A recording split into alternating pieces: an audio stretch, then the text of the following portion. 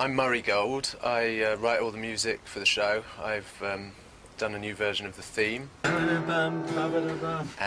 I'm working on all 13 episodes.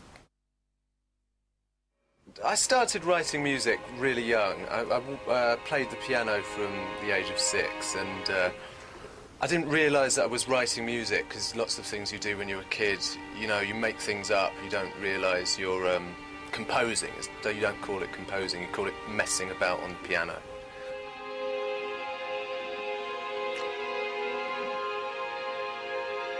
When we actually had our first meeting to seriously discuss what the Doctor Who music would be like, of course I already had an idea of what it would be like just from watching as a kid. I knew what it should be like.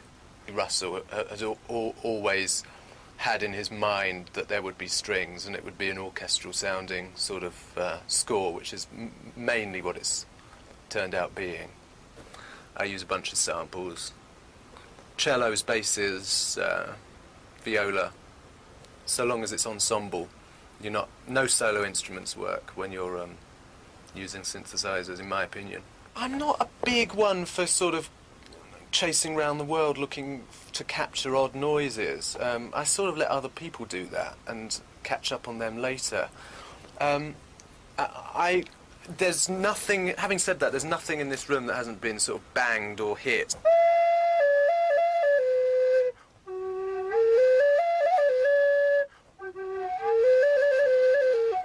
Anyway, that's shameless.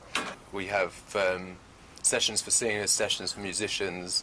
Some of them happen here, although, as you can see, it's not huge. At the weekend we had 35 singers and tried to get them in here, but a couple of them just couldn't take it.